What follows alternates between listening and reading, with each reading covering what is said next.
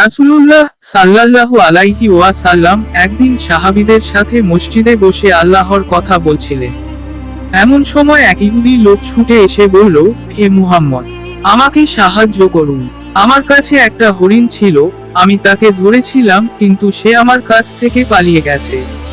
নবীজি শান্ত স্বরে বললেন, কোথায় সে পালিয়েছে? ইহুদি লোকটি বলল, আমি তাকে বেঁধে রেখেছিলাম, কিন্তু কিছুক্ষণ আগে সে দৌড়ে পালিয়ে গেছে। আমি জানি না কোথায় গেছে, তবে সে আমার সম্পত্তি ছিল। নবীজি সাল্লাল্লাহু আলাইহি ওয়াসাল্লাম সহানুভূতির সঙ্গে শুনলেন। কিছুক্ষণ পর এক সাহাবী এসে বললেন, ইয়া রাসূলুল্লাহ, আমি এক হরিণকে কাছের বনে দেখেছি, সে আপনার নামের জিকির করছে। নবীজি অবাক হলেন না, বরং হাসলেন। তিনি সাহাবীদের সাথে বনের দিকে চললেন। কিছুক্ষণ হাঁটার পর তারা দেখলেন একটি সুন্দর হরিণ একটি ছোট টিলার উপরে দাঁড়িয়ে আছে। হরিণটি রাসূলুল্লাহ সাল্লাল্লাহু আলাইহি ওয়াসাল্লাম কে দেখেই তার দিকে এগিয়ে এল। নবীজি নরম স্বরে বললেন, তুমি কেন পালিয়ে গিয়েছিলে? হরিণটি মৃদু স্বরে বলল, হে আল্লাহর রাসূল, আমি বন্দী ছিলাম। আমার ছোট দুটি বাচ্চা বনে ছিল, যারা আমার দুধের জন্য অপেক্ষা করছিল। আমি তাদের দুধ খাওয়াতে চাইছিলাম, তাই আমি পালিয়ে এসেছি। কিন্তু আমি ফিরে যাব, আপনি যদি আমাকে কিছু সময় দেন। নবীজি ইহুদি ব্যক্তির দিকে তাকিয়ে বললেন, তুমি কি এই হরিণকে কিছু সময়ের জন্য ছেড়ে দিতে পারো, যেন সে তার বাচ্চাদের দুধ খাওয়াতে পারে? ইহুদি লোকটি অবাক হয়ে বলল, সে যদি ফিরে না আসে?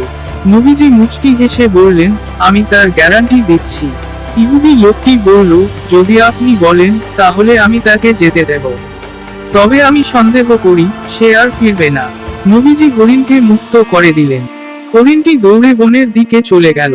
কিছুক্ষণ পর সবাই দেখল, সত্যিই সে ফিরে এসেছে। হরিণটি মাথা নিচু করে রাসূলুল্লাহ সাল্লাল্লাহু আলাইহি ওয়াসাল্লাম এর সামনে দাঁড়ালো, যেন কৃতজ্ঞতা প্রকাশ করছে। নবীজি ইহুদি লোকটির দিকে তাকিয়ে বললেন, এখন বলো, তুমি কি তাকে মুক্তি দেবে? ইহুদি লোকটির চোখ বিস্ময়ে বড় হয়ে গেল। সে বলল, এমন ঘটনা আমি আগে কখনো দেখিনি। আপনি সত্যিই একজন সত্যবাদী ব্যক্তি। আজ থেকে আমি সাক্ষ্য দিচ্ছি, আপনি আল্লাহর নবী। তারপর সে শাহাদাহ পাঠ করল, লা ইলাহা ইল্লাল্লাহ মুহাম্মাদুর রাসূলুল্লাহ। সাহাবীরা সবাই আনন্দিত হলেন, আর নবীজি দোয়া করলেন, হে আল্লাহ, তাকে হেদায়েত দান করো। আমিন না লিখে যাবেন না। ভিডিওটি ভালো লাগলে লাইক দিন, পাশে থাকুন। ধন্যবাদ।